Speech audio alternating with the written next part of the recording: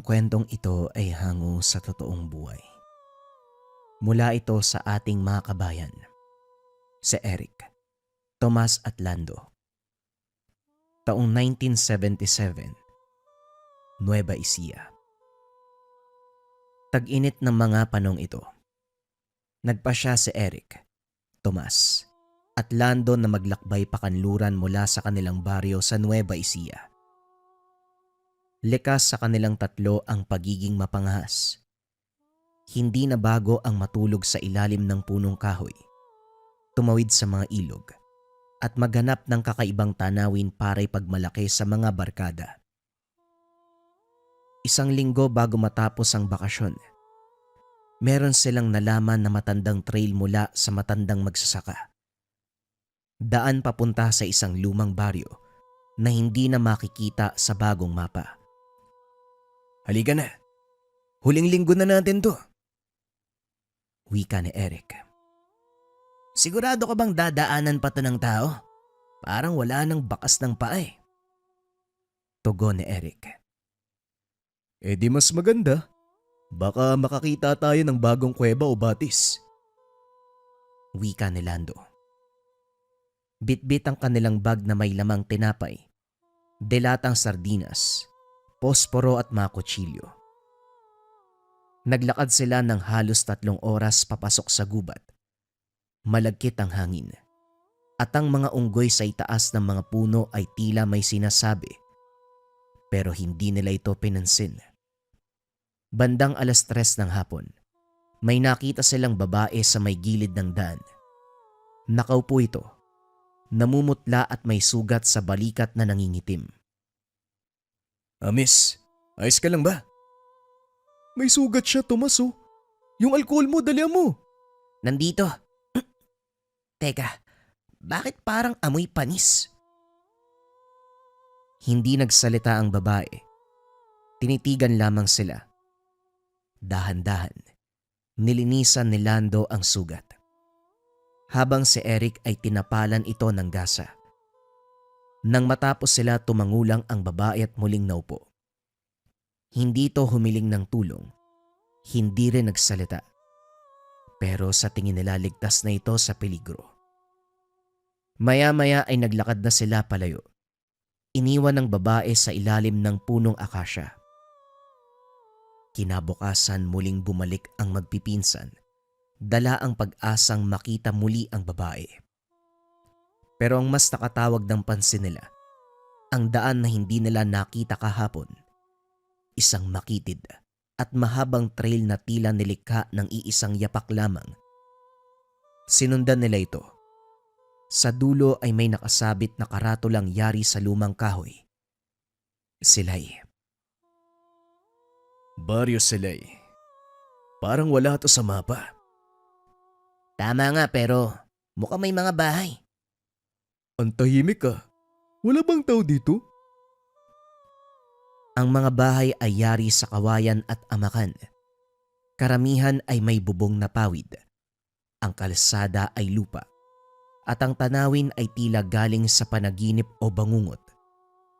Sa gitna ng baryo may isang tindahan. Naroon si Aling Rita, ang nagbebenta ng tinapay at kape. Tahimik ito, pero nagbago ang itsura nang mapansin sila. "Mga dayo kaya? Hindi na uso ang ganyan ngayon." Wika ni Aling Lita. Opo. Nais lang po sana naming maglipot." "Ang libot dito, dapat may gabay, lalo na't malapit ng maggabi." Bakit naman ho? Ano po bang meron?" Sa baryong ito, pagsapit ng 6:00 ng gabi, dapat wala na kayo sa labas." Umupo ang tatlo. Bumili ng kape. Napansin nilang halos walang tao sa paligid. Sa malalayong bahay, unti-unting sinasara ang mga bintana. Pinapasok ang mga alagang hayop. Habang lumulubog ang araw, ang katahimikan ay tila bumibigat. Walang umaalulong na aso. Walang kuliglig. Walang kahit na ano maliban sa ihip ng hangin na tila may dalang bulong. Nagpasya ang tatlo na tumuloy muna sa isang kubo sa gilid ng baryo. Pansamantala itong bakante at may pahintulot ni Aling Lita. Parang may mali dito ah. Yan ang sinasabi ko kanina pa. May nararamdaman akong... ewan. Ano ba naman kayong dalawa? Naglalakbay nga tayo. Hayaan nyo na. Pagsapit ng 9:00, may gumapang sa bubong. Marahang kaluskos, parang may mga kuko sa pawid. Bumilis ang hinga ni Lando. Tumayo si Eric at dinampot ang kanyang kutsilyo. May tao sa taas. Sigurado yan. Hindi tao yan, pakinggan mo. Walang hakbang. Parang gumagapang nga eh. Bumukas ang bintana. Isang nilalang na payat. Mahaba ang kuko at nagliliwanag ang mata sa dilim. Sumigaw si Tomas. Tumilapon ang lampara. Ngunit bago pa sila makalapit sa nilalang, isang anino ang dumapo mula sa bubungan. Pinatalsik ang nilalang palayo. Tinadyakan nito pababa sa damuhan. Sino yun? Siya yung babae sa gubat. Nakasuot ng itim na saya, pero kita pa rin ang mga pilat sa balikat. Tumalikod ito sa kanila. Hinarap ang gumagapang na nilalang. Nagsimulang humuni sa tono na parang babala. Ang nilalang ay umatras. Parang may takot. Pagkatapos ng ilang segundo, bigla na lang itong tumalon papalayo sa kawalan. Dapat wala na kayo dito. Hindi kayo ligtas sa baryong to. Bakit mo ba kami tinulungan? Dahil tinulungan nyo rin ako sa gubat. Binabalik ko lang ang tulong nyo. Walang ibang pinaliwanag ang babae. Tumalon ito palabas ng bintana at nawala sa dilim. Lando! Tama ka. Aswang nga siya. Kinabukasan wala ni anino ng babaeng tumulong sa kanila. Gising ang tatlo bago pa sumikat ang araw. Hindi sila makatulog ng maayos. Ang bangungot ng kagabi. Sariwa pa sa isipan nila. Pinagmasdan ni Eric ang paligid habang pinapainit ni Tomas ang kape sa lumang kalan. Si Lando naman ay hindi pa rin nagsasalita. Hindi ito ordinaryong baryo. Sigurado yan. Kailangan na nating umalis dito bago pa dumilim uli. Delikado tayo. Yan ang mahirap. Paano kapag hindi tayo pinalabas dito? Nagtungo sila sa tindahan ni Aling Lita. Naroon pa rin ito. Tila walang nabalita ang kaguluhan kagabi. Tahimik na naglilinis ng mesa habang sinisipat sila ng malamig na mata. Aling Lita, may masama pong nangyari kagabi. May gumagapang po doon sa bubong namin eh. Hindi lang basta magnanakaw. Hindi ordinaryo yon, sigurado ko, parang aswang eh. Alam ko. Sandaling katahimikan ang namayani. Napabuntong hininga si Aling Rita at tumitig sa kanila. Parang nag-aalinlangan kung magsasalita pa. Ang baryo ng Silay ay matagal nang nilisan ng mga normal na tao. Lahat ng natirang pamilya dito, matagal nang bahagi ng kadiliman.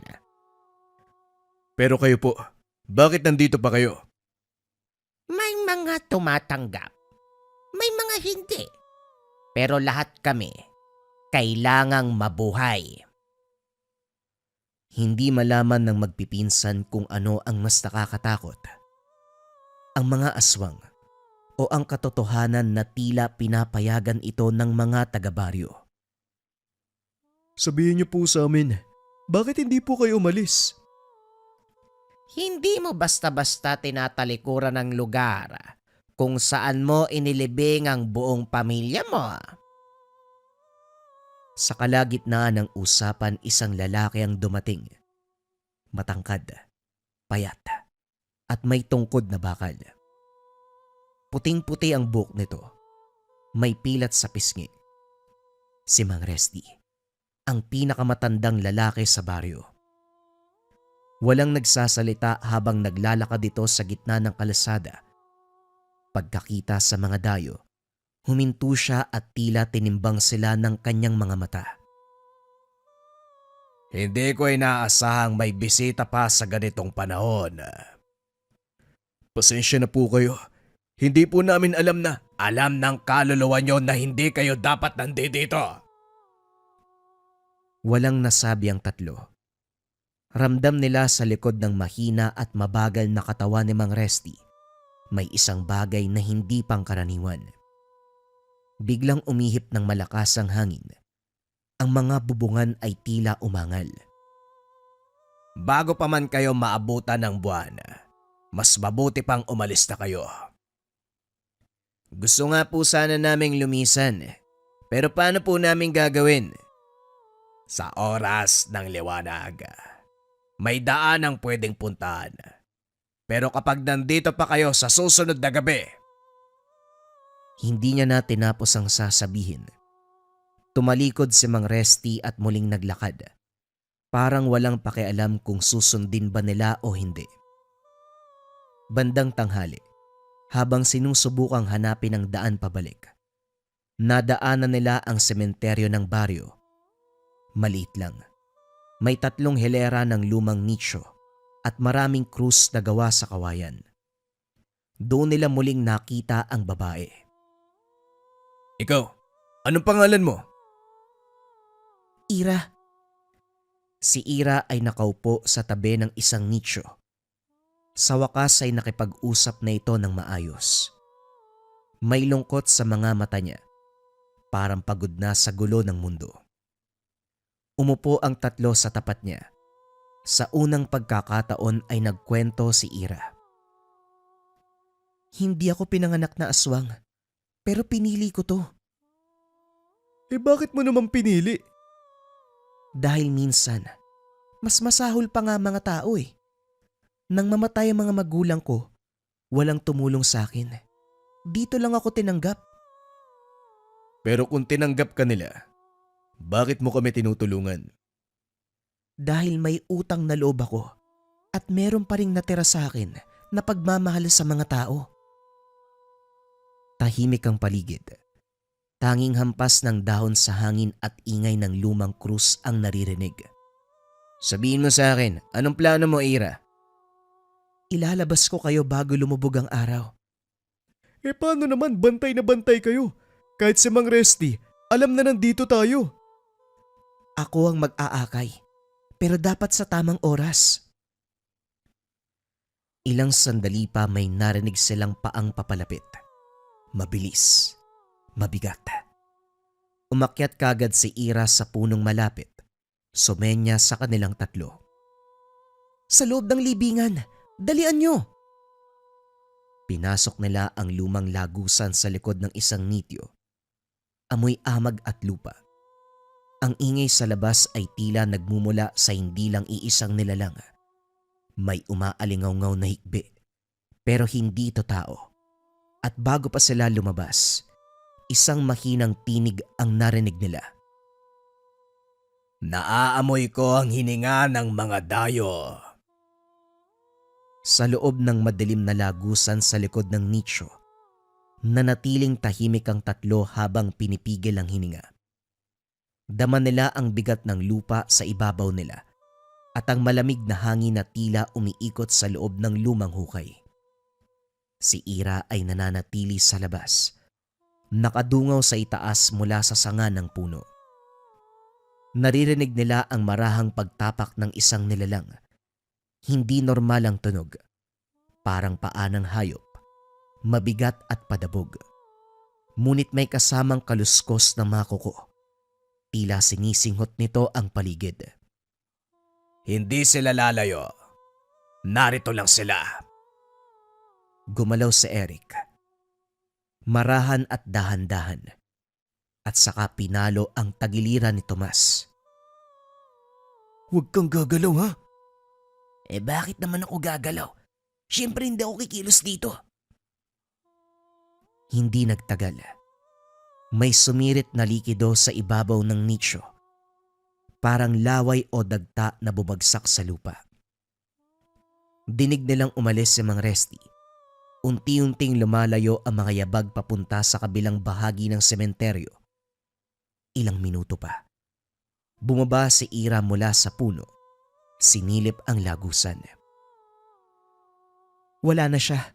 Pero hindi siya kumbinsido. Alam niyang nandito pa kayo. Teka, gabi na ba? Hindi pa. Pero hindi na tayo pwedeng dumaan sa dati niyong dadaanan. Alam niyo ni Mang Resty. May ibang daan pa ba palabas ng baryo? Meron. Pero hindi to daan na nilalakaran ng tao. Muling tumahimik si Ira. Pinilit ng magpipinsan na intindihin ang sinabi niya. Marami silang tanong. Pero nauuna ang takot sa kung anong maaaring mangyari kapag hindi sila kagad umalis. Isa lang ang malinaw. Kung aabutan sila ng dilim sa baryo, maaaring hindi na sila makalabas ng buhay. Ilabas mo kami, Ira. Kahit saan mo kami daan. Pero bago tayo umalis, may kailangan akong gawin. Muling bumalik si Ira sa gitna ng sementeryo. Lumuhod siya sa harapan ng isang lumang nicho na may pangalan ng Ligaya Reyes. Pinikit niya ang mga mata at saka bumulong. Paumanhin, hindi ko na kayo kayang bisitahin pa ng madalas. Hindi na sila nagtanong pa. Tahimik nilang sinundan si Ira patungo sa kakahuyan sa likod ng baryo. Sa daanang iyon, may makitid na trail na natatakpan ng mga tuyong dahon at ugat. Mabigat ang bawat hakbang. Palalim ng palalim ang kanilang nilalakaran. Saan tayo pupunta? Sa gulod, may palusot sa likuran ng kabundukan. Dati itong daanan ng ilog bago ito matuyo. Kaya ba natin yan bago magdilim? Kung hindi tayo hihinto, kakayanin natin. Sa kalagitnaan ng paglalakad, biglang huminto si Ira. Pinadapa niya ang lahat. Ilang metro sa itaas ng burol, may nakita silang tatlong nilalang na nakaupo sa mga sanga ng puno. Pulang-pula ang mga mata at tila binabantayan ng daan. Aswang ba yan? Oo, mga tagapagbantay ni Mang Resty. Anong gagawin natin? Delikado tayo dito. Kailangan nating lumusot sa kanal sa ilalim ng ugat ng balete. Wala nang ibang daanan. Mas mabuti na yung ganyan, mas delikado kung mananatili tayo dito eh. Dahan-dahan silang gumapang pababa. Napansin nila ang isang maliit na butas sa ilalim ng balete. Natatakpan ng maugat. Isa-isang pumasok sina Lando, Tomas at Eric. Si Ira ang huling sumunod. Ngunit bago siya tuluyang makapasok, isang boses ang sumigaw sa ere. Malamig, pero buo at nakakatindig balahibo. Ira, anong ginagawa mo? Napatigil si Ira. Lumingon siya at nakita ang matandang aswang na nakatayo sa ibabaw ng burol. Hawak ang isang sibat na yari sa buto. Sa likod nito, may 5 pang nilalang. Lahat ay aswang. Ang buong akala ko, tinanggap mo na bahagi ka namin. Bakit mo pinagtataksila ng sarili mong lahi? Hindi sila ang kalaban, Mang Resty. Alam mo yan. Hindi sila. E di pakita mo. Patayin at kainin mo ang isa sa kanila. Tumahimik ang kagubatan. Dinig ang tibok ng dibdib ni Eric. Si Tomas ay napakapit kay Lando. Handa nang sumugod kahit walang laban. Ngunit si Ira ay nanatiling nakatayo, nakaharap sa matanda. Hindi ako katulad nyo. Pwede ko maging aswang, pero ako pa rin to. May utang na loob. Hindi ko sila kakainin dahil tinulungan nila ako. Sayang. Sayang ang pagpapasa ng lahi sa'yo. Tumalon si Mang Resty pababa ng burol. Tumalbog ang katawan nito. Para bang kasing bigat ng bato, pero kasing bilis ng paniki. Sa isang iglap, hawak-hawak na si Ira sa leeg. Hindi mo ko matatakasan, Ira. Sumugod na si Tomas. Hawak ang matalas sa kutsilyo. Tumama ito sa balikat ni Mang Resty. Nagulat ang matanda. Hindi inakalang lalaban ang mga mortal. Nagkaroon ng pagkakataon si Ira. Tinadyakan niya ang tiyan ni Mang Resty, dahilan para kumawala at makatakbo. Bilisan niyong kumilos! Tara na! Tumakbo silang apat sa loob ng kanal. Makitid at maputik, pero sapat para hindi makita mula sa taas. Sa likod nila, naririnig na ang sigawan ng mga aswang, tila isang hukbo ng mga gutom na hayop. Ngunit pinili nilang takbuhin ang daanan, hindi na lumingon pa. Ira, saan tayo lalabas? Malapit na. Paglabas ng lagusan, tumakbo kayo ng diretsyo hanggang sa makita niyong palayan. Pero paano ka? Ano mangyayari sa'yo? Ako ang pipigil sa kanila. Sige na! Huminto si Ira at tumalikod. Hinugot mula sa kanyang bewang ang isang uri ng pangil. Hindi nila kayo makukuha hanggat nabubuhay pa ako. Sige na! Tumakbo ang tatlong magpipinsan palayo sa lagusan, habang sa likod nila ay nagsimula na ang kaguluhan. Umalingaw-ngaw sa buong kagubatan ang mga ungol, sigaw at hampas na mga sanga. Ang mga aswang ay nagsimulang magabulan, pero pinigilan sila ni Ira, mag-isa sa gitna ng daan. Hawak lang ang pangil na tila isa ng matandang sandata. Sa bawat segundo, naririnig ng tatlo ang tunog ng mga galamay at yabag sa likod nila. Palakas ng palakas. Ngunit hindi sila lumingon.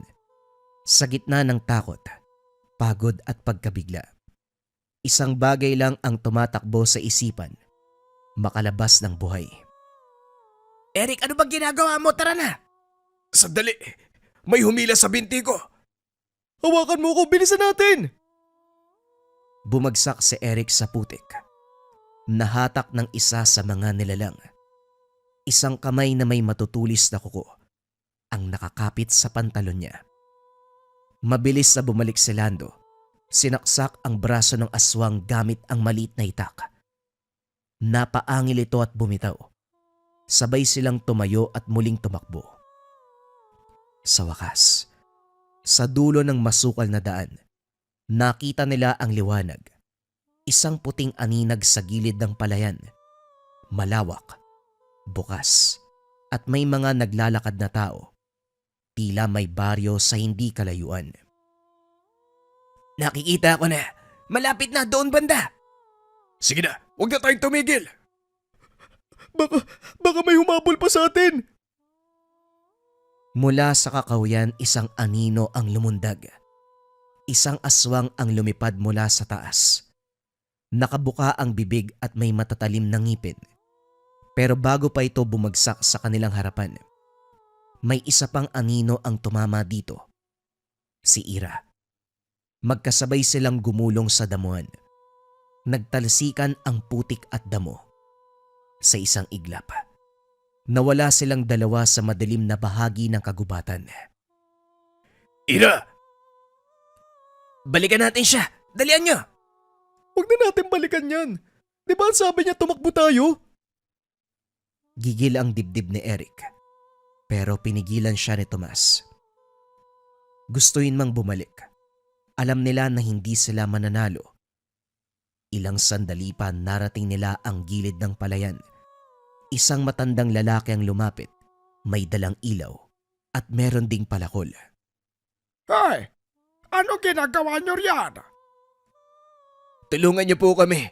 Galing po kami sa silay. Galing po kami sa silay. Silay! Walang tao doon! Ilang taon na? Baka magnanakaw kayo! Nilapitan sila ng ilang taga roon. Lahat ay nagulat. Marami sa kanila ang hindi makapaniwala. Ayon sa matanda, wala nang gustong dumaan sa direksyon na yun. Ang mga kwento tungkol sa baryo ng Silay ay matagal nang tinabunan ng takot. Binura sa alaala. Wala raw kalsadang umaabot doon.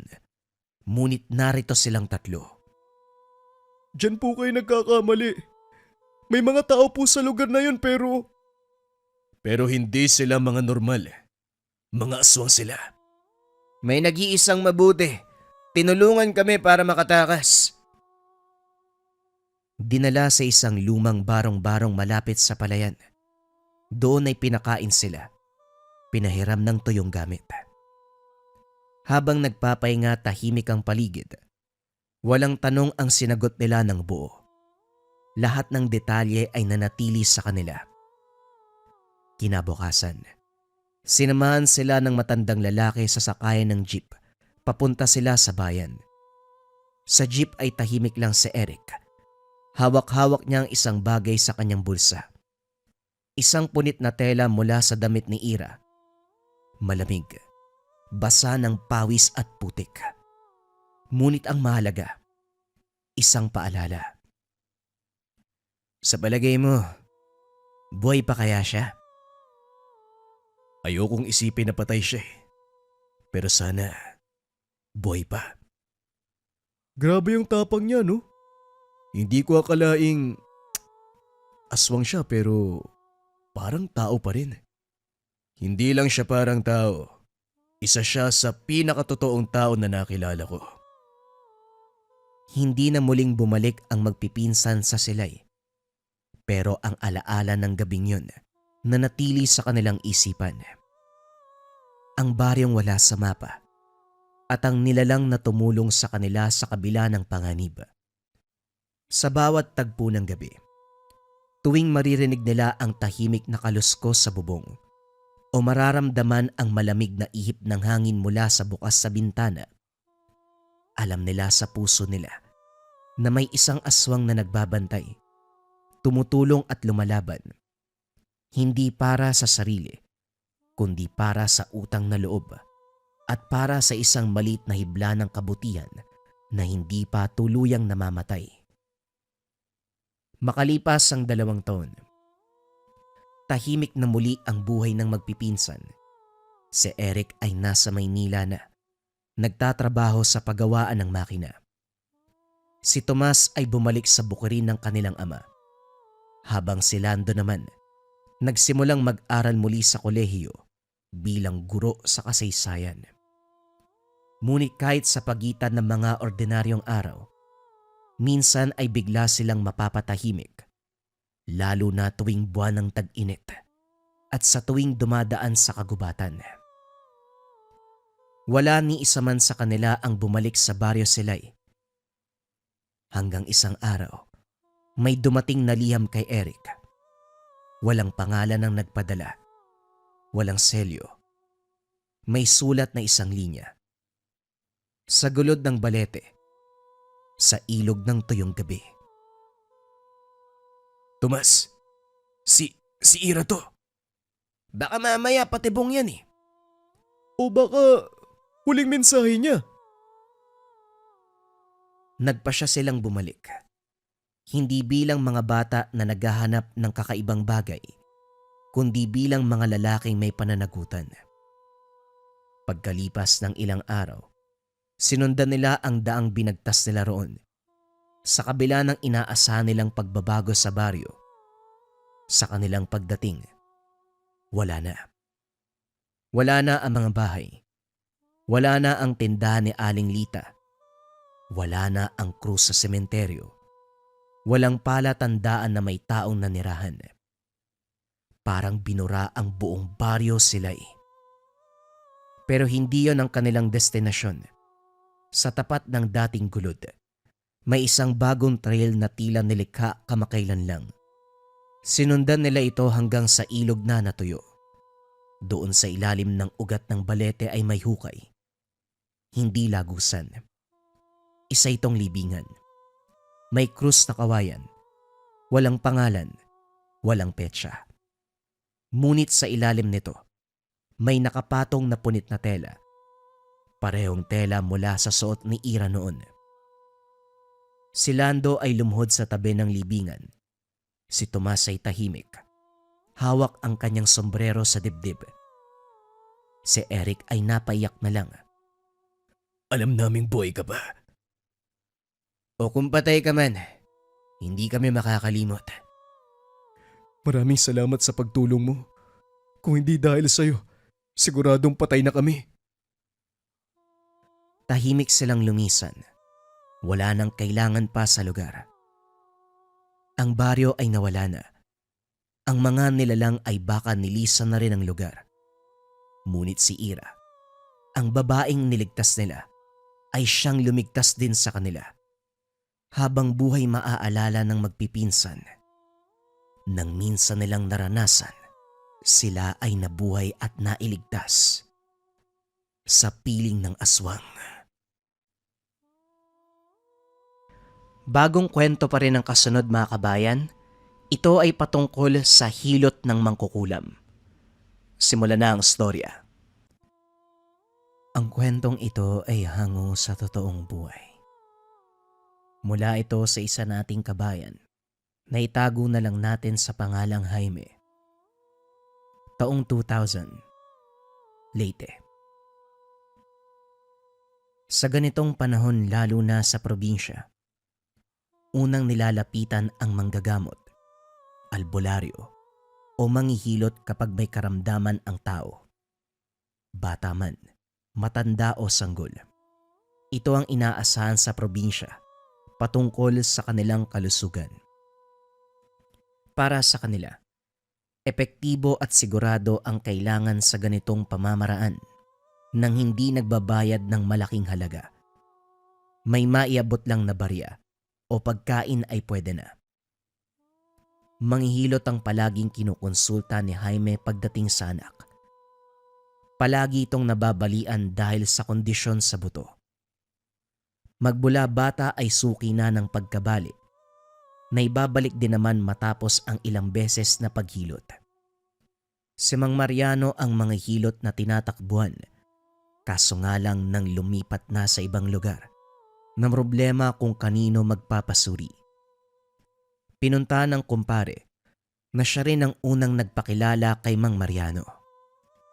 Paring Jigs, kamusta ka na? Nagpunta talaga ako dito para magtanong. Wala na kasi si Mang Mariano eh. Lumipat sa ibang lugar. Wala ka bang ibang kakilala na manghihilot? Ang inaanak mo kasi, kailangan pa rin ng regular na hilot. Wika ni Jaime sa kumparing si Jigs. May nalaman ako doon sa kabilang sitio. Bagong salta lang din pero nakita akong manghilot. Si Aling Maria doon pinahilot yung apoy, yung nahulog sa puno. Maayos siguro ang serbisyo kasi ang bata umakyat na naman Magaling ka agad. Ganun ba? Baka pwedeng samahan mo ako, magpapakonsulta lang. Kung kaya niyang hilutin ang kondisyon ni Jacob, ipapahilot ko ang bata. O sige, walang problema. Hanguin ko lang tong sinahing Kakatapos ko lang magluto Nang matapos ang kumpare, sinamahan siya nito patungo sa kabilang sitio. Hindi lang nila nakausap kagad ang manghihilot dahil meron pang inaasikasong pasyente. Nagsunod-sunod ang pagdating kung kaya't mahabang oras ang inantay. Binalingan din sila pagkatapos ng paghilot. Magandang araw sa inyo. Kanina ko pa kayo napapansin. Pasensya na kung ngayon ko lang kayo naharap. Anong may paglilingkod ko? Tanong ni Mang Rene. Ako pala si Jigs. Ito naman ang kumpare kong si Jaime. Magtatanong lang sana kami kung kaya mo bang maghilot ng bata na mayroong kondisyon sa buto. Yung anak niya kasi, hindi maayos ang lagay ng buto sa kaliwang paa Meron sanang tagahilot, medyo bumuti ang kalagayan. Ang kaso, bumalik na naman dahil hindi regular yung panghihilot. Lumipat na kasi yung manghihilot Kung kaya mo naman, sa'yo namin ipapasuri ang bata. Magbabayad kami ng sapat. Kahit magkano, sabihin mo lang. Ganun ba? Kailangan ko munang matignan ng personal ang bata. Mabuti sana kung dalhin nyo rito para masuri ko at makapagbigay ng tamang sagot sa inyo. Mahirap kasi kung tayo-tayo lang ang nag-uusap. Mainam na makita ko ang pasyente. O sige ba, dadalhin ko sa iyo ang anak ko. Anong oras kaya? Pwede ngayon wala naman ako gagawin. Dali-daling binalikan ni Jaime ang anak. Natulog ito pagdating, pero kagad ginising at pinagbihis. Dinala sa tahanan ng manghihilot at hinayaan itong masuri ang kondisyon ng anak. Dinaman ni Rene ang bahagi ng paa kung saan malinaw na mararamdaman ang pagkabali ng buto. Dahan-dahan itong hinilot. Sinubukan kung madadaan ba sa ganitong pamamaraan. Tumatango ng matukoy. Lisok pala ang kondisyon ng bata. Hindi naman gaanong napinsala ang kasu-kasuan, kaya may tsansa pang maibalik sa normal. Tatapatin ko na rin kayo. Hindi ito kaya ng isa o dalawang paghilot lamang. Kailangan ng araw-araw na hilot para gumaling. Papayag ba kayo? Wala pong problema sa akin basta umayos lang ang kondisyon ng anak ko. Magkano po kaya kada hilot? Eto naman malapit ang puso ko sa mga bata. Kaya kapag may pasyente ako, wala nang bayad-bayad. Ikakarangal ko ang pagtulong. Ilang taon na ba to? Ang gwapo bata. Kumusta iho? Tanong ni Rene. Yumuko uli sa bata para makausap.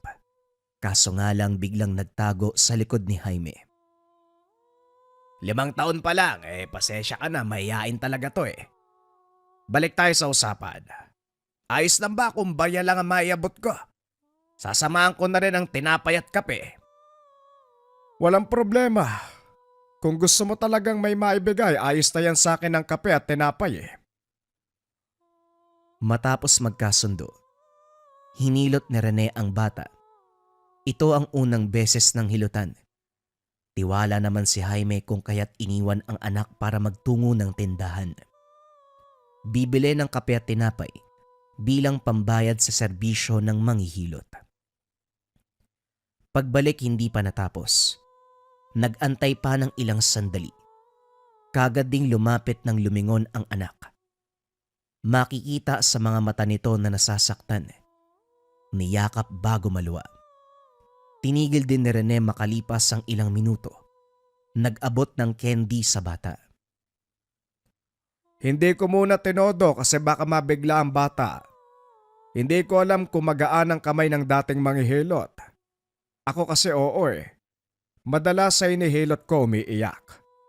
Bata pa si Jacob. Parang nakakayang saktan. Ayos lang. Babalik na lang din kami bukas.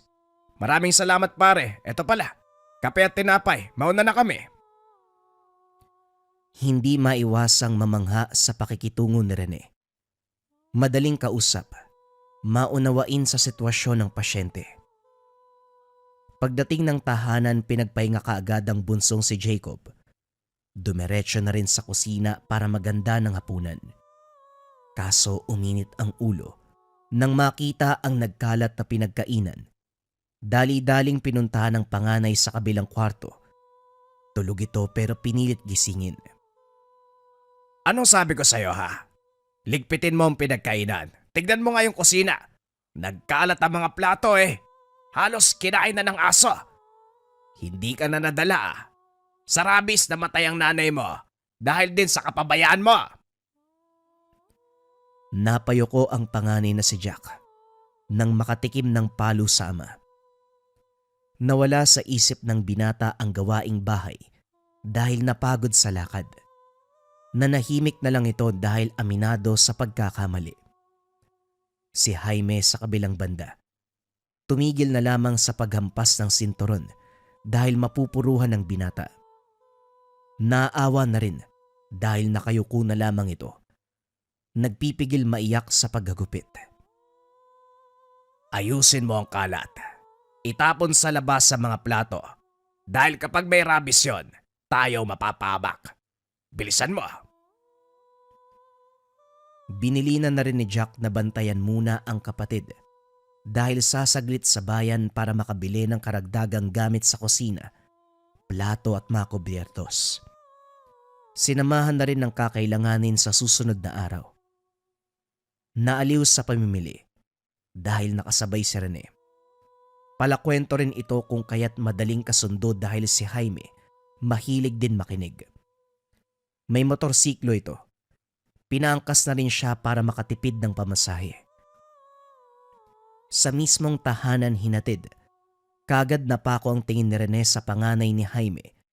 Nagulat ito sa paraan ng pagtitig. May problema ba pare? Panganay kong anak yan. Si Jack. Ganun ba? Kawig niya kasi yung nanloob sa amin sa dati kong terahan eh. Pero imposibleng siya yon kasi napakalayo mula rito. Natigilan ako kasi magkatindig eh. Napasensya ka na, mauna na ako. Hinatid ng tanaw ni Jaime ang manghihilot. Pumasok na rin ang tahanan para maasikaso ang mga anak. Napunta lahat ng atensyon kay Jacob. Hindi dahil bunso at wala pang muwang, kundi dahil sa kondisyon ng paa nito. Nakakatayo naman ang bata pero may pagkakataon na nawawalan ng balanse lalo na kung biglang susumpungin ng sakit. Hindi lang yun. Bigla-bigla ding magdidiliryo. Ilang taon na magmula nung sumakabilang buhay ang asawa na siyang katuwang sana sa pag-aalaga ng mga bata. Naapektuhan ito ng rabies. May pagkakataon na napapabayaan ni Jack ang mga hugasin sa ibaba, kung kaya't nadidilaan ng aso. Hindi sinisi ang panganay kahit na may kasalanan. Sapat na ang makita itong nagsisisi, nagdurusa sa pagkawala ng ina. Kaso nga lang, hindi na ganon kaganda ang ugnayan bilang mag-ama. Hinayaan niya itong umalis. Magpaalam man o hindi. Pinapaalalahanan na lamang na huwag kalimutang umuwi sa bahay. Nag-aaral ito sa high school at malapit na ring makapagtapos. Inintindi na ang ganitong edad, nagkakaroon ng barkada at madalas mag-aya kung saan-saan. Hindi naman siya nagkulang sa pagbigay ng pera para kahit papano makakasabay sa mga kaibigan na may kaya sa buhay. Sa ngayon, wala siyang naririnig na ginagawang kabulastugan. Tiwala rin siya dahil matinong bata. Kinabukasan maagang dinala ni Jaime ang bunsong anak sa manghihilot. Kaso hindi muna inasikaso ni Rene dahil mamayang hapon pa dapat babalik. Isasakto na 24 oras bago muling hilutin. Ang ginawa na lamang ay nanood sa paghihilot. Madami ang dumarayo. Hindi rin kasi may kakaila ang husay ni Rene. Herbal na haplas lamang ang gamit at kakayahan ng mga kamay. Hindi rin may tatanggi na mabigat ang mga kamay nito. Mapapasigaw sa sakit ang pasyente, pero masisiguro ang resulta pagkatapos. Ilang buwan pa lang siya sa lugar, pero marami na ang tumatangkilik sa kahusayan. Minabuti ni Jaime na panoorin ang pamamaraan nito. Kung hilot lang ang pag-uusapan, walang pinagkaiba sa dating kakilala. Kaso nga lang, naiiba dahil iniihipan ng salitang Latin. Nang makatsyempo ay nagtanong tungkol dito. Rene, hindi naman sa pangingalam ano, pero bakit mo iniihipan ng salitang Latin na mga pasyente? Napansin mo pala yon.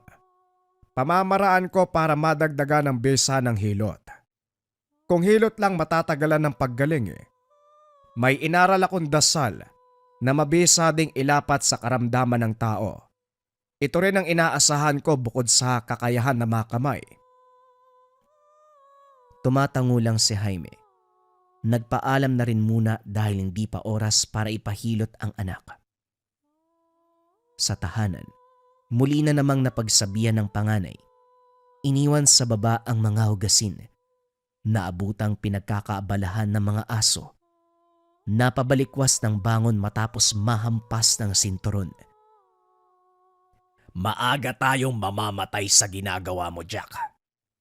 Malaki ka na. Nasa wastong edad, pero yung utak mo hindi makaintindi. Ilang beses ko bang uulitin na wag mong iwanan sa baba ang mga hugasin? Gusto mo bang matulad sa nanay mo ha? Papatayin mo ba kami? Nahinto na rin si Jaime dahil nakayuko lamang ang binata. Nanginginig ang braso nito na napuruhan ng paghampas ng sinturon. Lumabas na lamang siya sa takot na madala ng galit at matuluyan ang anak. Napailing na lamang habang iniisip kung ano ang problema ng anak. Dati sumasagot pa ito kapag tinatanong. Lumabas si Jack. Hinayaan na lamang ito kung saan man magpunta. Bumalik 10 oras ng gabi. Kunot noong napatitig si Jaime dahil hindi mapakali ang binata. Nanginginig, naluluha, nawawala sa sarili na para bang may ginawang kasalanan, balisang balisa. Nagtungo ng kusina at lumagok ng tubig. Nagmamadaling pumasok ng kwarto at nagkulong. Sinubukang kausapin pero hindi pinagbuksan. Pinagpalagay na lamang ni Jaime na nakahanap ito ng kaaway. Kinabukasan kinausap pero panay iwas. Hindi na lang din nagpumilit dahil baka magalit. Nagpaalam ito para pumasok ng eskwela. Si Jaime naman sa kabilang banda. Kinarga ang bunso at saka nagtungo sa barkada ng panganay. Napag-alamang nasangkot sa kalokohan. Nanloob ng tahanan kasama ang iba pang barkada. Ang sabi ng kaibigan, katuwaan lamang nila yon, pero hindi inasahang magkakasala. Nakabasag pero hindi natukoy dahil madilim ang paligid. Narinig ang boses ng may-ari, isang lalaki pero hindi namukaan. Nakaalis naman sila bago naabutan. Hindi alam ni Jaime kung ano ang mararamdaman. Ang buong akalay sa eskwelahan lamang ang tungo ng anak magmula sa bahay. Yun pala, meron ng pinagkakabalahan. At ngayon hindi sa paaralan pumapasok. Dahil ang sabi ng kaibigan may napag-usapan ang mga ito. Hindi lang nakasama dahil masama ang pakiramdam. Pagsapit ng hapon hindi pa rin nakauwi. Nagpunta na lamang sa tahanan ni Rene para mahilot ang bunso. Hindi rin niya maunawaan ang bahay nito dahil maraming kalat, abala sa paghilot ng mga pasyente kung kaya't hindi pa matanong. Nang sila na lang ang inatupag, hindi napigilan ni Jaime ang sarili. Rene, ayusin mo ba tong bahay? At saka, kailangan mo ng karpentero, marunong ako. Nagbuntong hininga si Rene bago sumagot. Hindi nag-abalang tumingin dahil nasa paghihilot ang atensyon. Hindi naman. Nabasag lang ang mga gamit nung nakaraang gabi. May nakapasok kasi mga pusa. Nagkalat kaya nakabasag eh. Gusto ko nga makita muli para maturuan ng leksyon eh. Kahit pusa lang? Hindi naman natin kapareho mag-isip ang hayop kaya hindi masisisi yung mga yon. Huminto sandali si Rene para tignan si Jaime. Napailing na lamang ito at saka binalik ang atensyon sa ginagawa. May ugali ako na kahit hayop, kailangan pa ring maturuan ng leksyon. Hindi rason ng walang pag-unawa para matakasan ng kasalanan. Tao man o hayop o anumang elemento, kapag may atraso sa akin, makakatikim talaga. Napatitig si Jaime sa manghihilot. Hindi inasahan ang narinig na sagot. Nanahimik na lang din siya dahil mababakas ang galit. Pagkatapos mahilot ng bata, kagad nagpaalam dahil nagbabadya ang ulan. Pagdating naman ng tahanan nabungaran si Jack. Maayos na iniligpit ang gamit sa kusina. Gayunpaman, hindi nadala sa kilos si Jaime. Pinagsabihan sa ginawang kalokohan pero natigilan nang makitang napinsala ang binti. Pinipilit na lamang makalakad pero ang totoo'y napuruhan ng buto. Jack, umaming ka nga. Ano ba talaga ang pinasok mo? Nagbibisyo ka ba? Sumagot ka. Hoy, huwag ka manahimik. Oo, sumasama ako sa mga kaibigan ko para magnakaw. Nagsimula nung hindi na sinistentuhan si Gabriel ng tatay niya. Sa kawalan ng pera, naisipan naming manloob, sumama kami. Sumama ako. Hindi ko naman alam na papasukin naming bahay, mapupuruan ako eh. Hindi kami naabutan pero may sinabi yun eh. Sinumpa yata kami. Ano ka mo sinumpa? Sino naman at kasalanan nyo rin yan eh. Hindi kita pinalaking loko-loko. Pero tignan mo ang ginawa mo. Hindi nyo nga ako pinalaking loko-loko, pero hindi nyo din naman ako kinakamusta. Hindi nyo man sabihin, nararamdaman kong galit kayo sa akin. Hanggang ngayon ako pa rin ang sinisisi mo sa pagkamatay ni nanay. Hindi nyo na ako pinapansin. Puro kayo sermon, wala nang pagmamahal. Nagpantig ang tenga ni Jaime nang marinig ang mga salita mula sa mismong panganay na anak. Aminado siyang masama pa rin ang loob dahil may kinalaman sa pagkamatay ng asawa, pero kahit papano sinusubukan niyang magpakaama. Alam niyang hindi sapat, pero hindi niya akalain na ganito mag-isip si Jack. Ganyan talaga ang naisip mo. Oo, hanggang ngayon hindi ko pa rin nakakalimutan ang ginawa mo. Pero narinig mo ba ako manumbat? Hindi, kasi ayoko mag-isip ka ng masama pero huli na pala. Nakatatak na dyan sa utak mo. Sinikap ko maging mabuting ama, pero iba pala ang takbo ng pag-iisip mo. Puro kasi kayo Jacob, na parang siya lang yung anak nyo, tayo anak nyo rin ako. Kahit nasa wastong edad, kailangan ko pa rin ng tatay. Hindi Jack, nasa wastong gulang ka na para tukuyin kung ano ang tama o mali. Nahubog na yung pag-iisip mo. Hindi lang nagamit sa tama. Kaya ka nagpadala sa sulsol ng mga kaibigan mo. At ano? Ngayon na may nangyari sa'yo, babalik ka sa akin para sumbatan ako. Ngayon tatanungin kita, sino sa atin ang nagkulang? Sino sa atin ang nagpabaya? Yumuko si Jack. Hindi maiwasan ang paghagulgol. Maging si Jaime ay napaiwas na rin ang tingin. Mahabang katahimikan ang sumunod nang makitang namamaga ang binti nito. Dali-daling dinala sa manghihilot. Sinuri ni Rene, kaso hindi hinilot dahil lalala ang kondisyon kung gagalawin. Ang ginawa na lamang ay nilagyan ng halamang gamot, dinikdik na luya at dahon ng ampalaya. Maayos na binendahan at saka hinayaang magpahinga. Hindi rin mapakali si Jaime sa pagtitig na Rene sa panganay. Naalala ang sinabi nito nung nakaraan. Kinabahan na baka isa ang tahanan niya sa naloob ng grupo ng anak. Sumagi rin sa isipan ang napag-usapan tungkol sa pagpaparusa kahit hayop lamang.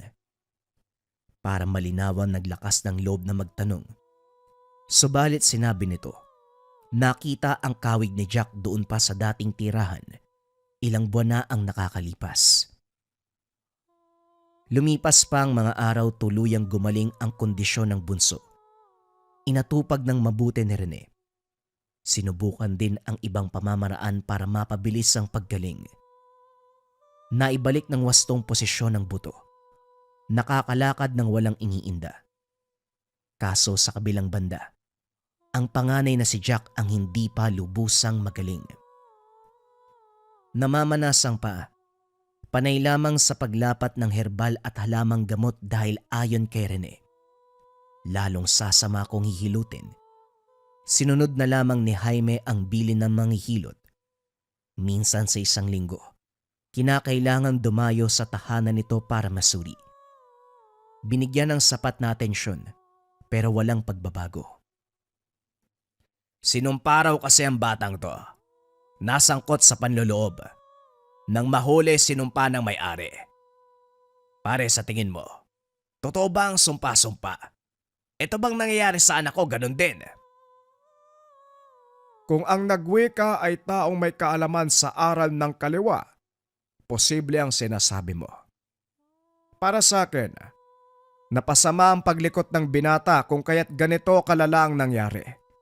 Hindi niya siguro napansin, kaya ang sinisisi, yung taong nilooban nila ng bahay. Kung ganon wala itong kinalaman sa sumpa. Eh mabuti naman. Nakakatakot kung ganon eh. Nga pala, hindi ba papalitan ng gamot? Parang walang pagbabago eh. Gabi-gabi dumadaing yung anak ko dahil sa sakit. Titignan ko pa. Sa ngayon naghahanap ako ng mabisang gamot para dito. Kaso matatagalan ang proseso. Hayaan mo. Kapag epektibo, ilalapat ko kagad sa binata para bumuti ang kalagayan. Pati ako naawa na rin eh. Maraming salamat Rene ha. Wala na kasi ko ibang mapupuntahan ko hindi ikaw lang eh. Kung sa ospital pa, malayo tapos magastos. Wala akong sapat na pera. Tumango si Rene. Tinapik siya sa balikat para ipaabot na huwag mag-alala sa kalagayan ng anak. Todo naman sa paghahanap ng mabisang gamot si Rene. Bawat halaman at ugat na madadaanan sa gubat, kinukuha at sinusubukan sa katawan. Kaagad ding itatapon kapag hindi mapapakinabangan. Buong linggo, gumugol ng oras para dito hanggang sa nakabuo. Dali-daling tinawag si Jaime at pinapunta sa tahanan ng binata. Kinarga ito dahil hindi makalakad sa pamamanas ng binti. Sa gilid ito pinadiretso ni Rene. Pinalabas si Jaime para personal na makausap ang pasyente. Palakad-lakad sa harapan ng pintuan si Jaime. Nagdarasal sa kaligtasan ng anak. Samot-saring ideya ang pumapasok sa isipan. Kahit buo ang tiwala kay Rene, hindi pa rin maiwasang kabahan. Matagal sa loob, walang alam kung ano ang nangyayari dahil sobrang tahimik. Nakahinga nang lumabas ang manghihilot, makalipas ang ilang sandali. Nilapatan ko ng gamot si Jack. Hinilot ko na rin para masigurado na maging ang pinakailalim ay maaabot ng bisa. Nakatulog ang binata. Pagkagising pwede mo nang dalhin pa uwi. Pagpahingain mo muna para mapabilis ang paggaling. Hindi may tago ni Jaime ang tuwa. Nanatili sa tabi ng anak hanggang magmulat. Kinarga at inuwi sa tahanan. Patuloy pa rin sa paglagay ng halamang gamot. Kaso bigla itong tinapon ni Jack. Makikita sa mga mata ang takot habang nakatitig sa binti. Ano bang problema mo? Huwag ka maarte. Alam kong mabaho yung gamot, pero kailangan mo yan para gumaling ka. Hindi na ako gagaling. Ang gamot na inilapat ng manghihilot ay para matuluyan ako. Hindi makikita ng mga mata dahil sa loob ang pagsira. Unti-unting rumurupok ang buto ko. Ano bang sinasabi mo dyan? Naihibang ka ba? Tigil-tigilan mo ko sa ugaling yan. Jack, wag na Kaya hindi nyo nalalaman ang nangyayari sa akin dahil hindi kayo nakikinig. Magsasalita ako ng totoo. Ipipilit nyo na mali ako. Tay, paniwalaan nyo ako. Hindi puro salita ng manghihilot dahil ang totoo. Tahanan niyang nilooban namin ng mga kaibigan ko doon sa kabilang bayan. Kamakailan ko lang naalala. Nakita ko yung pinaglagyan ng abo ng asawa't anak niya. Yun ang nabasag ko eh. Habang nasa kwarto, hindi pang gagamot ang ginagawa, kundi paglapat ng sakit sa akin. Ang karamdaman ko ito ay wala ng kagalingan. Mamamanas, rurupok ang buto, hanggang kumalat ang impeksyon sa buong katawan at mamatay ako. Natahimik ang binata nang masampal ni Jaime. Hindi alam kung bakit ginawa pero sinisi ang binata kung bakit hindi kagad nagsabi. Sa puntong ito, naunawaan ang lahat ng pag-uusap nila ni Rene. Hindi pwedeng balewalain dahil nasaksiyan kung paano ito sumambit na madasal. Dali-daling pinuntahan si Rene, kaso nga lang wala ng tao sa tahanan. May nakapagsabi nakakaalis lang. Wala ring nakakalam kung nasaan. Hindi mapalagay si Jaime. Humingi ng tulong sa kumpare pero kahit si Jigs ay walang ideya. Lumipas ang mga araw. Nagkatotoo ang sinabi ni Jack. Unti-unting narurupok ang buto. Lalong namamanas ang binti mula sa mismong hita pababa sa paa. Nahinto sa pag-aaral dahil hindi na makalakad. Nangihina na rin mismo ang binata. Hindi na tumatanggap ng pagkain ng katawan, panay tubig, tapos isusuka. Sa lumalalang sitwasyon naawa si Jigs. Bilang kumpare nagpresentang dalin sa doktor ang binata, kaso pinigilan ni Jack. Aniya, wala nang kagalingan ang kalagayan. Ito rin mismo ang sinabi ni Rene, pagdudusahan habang buhay. Pagsapit ng gabi sumugod si Jaime sa tahanan ng manghihilot. May napadaan sa kanila at sinabing dumating na si Rene. Dire-diretso ang pagpasok. Hambalusin na sana ng tubo nang makita itong nagluluksa sa harapan ng pira-pirasong buto. May nakasinding kandila sa paligid. Huwag mong isipin na sinusubukan kong tumakas. Umuwi ako sa amin para kuhain ang mahalagang bagay. Siguro naman nandito ka para sa anak mo, hindi ba? Wika ni Rene. Nakaluhod sa harapan ng mga buto. Walang yaka. Pinagkatiwala ko sa iyong anak ko. Pero anong ginawa mo? Ano ang ginawa ng anak mo? Yan ang dapat na tanong. Jaime, sinabi ko na sa'yo, nahahanapin ko ang pusang nanloob sa bahay namin para turuan ng leksyon. Ang kalangitan na ang naghanap ng paraan. Isipin mo, lumipat ako dito nang walang inaasahan, pero nakita ko ang pusa na nangwasak sa mahalagang gamit. Ang pinaglagyan ng abo ng asawa't anak ko. Hindi nakapagsalita si Jaime nang makita ang iba pang kagamitan sa kwartong kinalalagyan. Nagbagong ideya, puro pangkulam, kung kaya't nag-isip ng ibang paraan kung paano pakikiusapan. Pare, pasensya ka na kung nagawa yun ng anak ko. Kasalanan ko rin kasi. Hindi ko nagabayan ng tama. Buong akala ko, naging ama ako eh. Yung pala napakalaki ng pagkukulang. Kung gusto mo magigante, ako dalaga, wag na sa anak ko.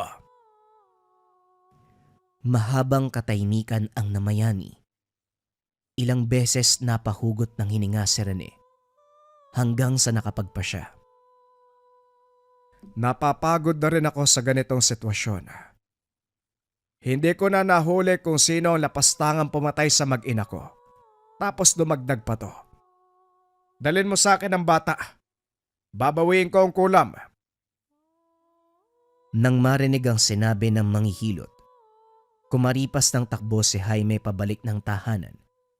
Walang sali-salitang kinarga ang panganay at dinala kay Rene. Natakot si Jack, pero sinigurado niyang babawiin ito ang karamdaman. Walang imik na hinilot ni Rene ang binti ng binata. Walang ibang gamit kung hindi makamay at buhay na salita. Pagkatapos ng proseso, unti-unting nakaramdam ng kagaanan si Jack. Si Jaime sa kabilang banda, hindi maiwasang magpasalamat. Huwag mong isipin na sumuko ako, kaya binawi ang kulam. Hindi ko galing magbawi pero dahil naiintindihan ko ang kakulangan mo bilang ama sa mga bata, ginawa ko. Minsan ako naging ama, naging asawa, pero dahil sa pagiging pabaya, nawala sila sa akin. Masakit to, habang buhay kong dadali ng pagsisisi. Kaya ikaw, habang may natitira pa sa'yo, mahalin at alagaan mo. Napabuntong hininga si Jaime. Tumango na lamang sa sinabi ni Rene. Lumipas sa mga araw, unti-unting bumuti ang kalagayan ni Jack. Tinutukan ito ni Jaime, siniguradong mapupunan ang kakulungan bilang ama. Inatupag ang lahat. Nagpakaama. Si Rene sa kabilang banda nagpatuloy sa buhay. Hindi na nangyalam si Jaime dahil may mga bagay itong kailangang asikasuhin. Hindi na lang din siya lumapit para maiwasan ang anumang hindi pagkakaunawaan. Natatakot na baka maulit ang nangyari. Ibinuhos ang buong atensyon sa dalawang anak. Natuto rin si Jack dahil sa kabilang banda. Tama ang sinabi ng ama. May sarili itong pag-iisip. At kung may nagawa mang kasalanan ay walang ibang masisisi kung hindi siya lamang. Dahil kung tutuusin, alam na nito ang tama't mali.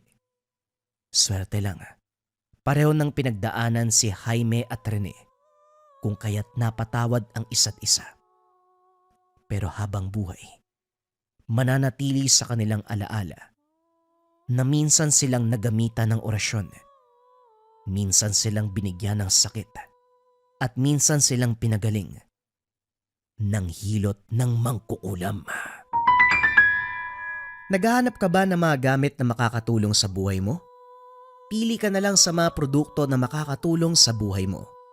Incenso candles, tea light version, pwede ring big version, or pwede rin yung nakalagay sa can. Pang-cleanse ng lugar, pangtaboy ng negative energy para maganda ang pasok ng swerte at iwas sakit na bunga ng negative energy. Or pwede ka ring magmarahuyo bracelet kabayan, kontrakulam, barang, tigalpo palipad hangin, o anumang masamang uri ng sumpa. Kasama din sa marahuyo ang rebuelta. Kung ano yung sumpa na binigay sa'yo, ibabalik sa taong nagbigay. Kung pampaswerte naman ang gusto mo kabayan, pwede mong subukan ang Gabay Medalyon.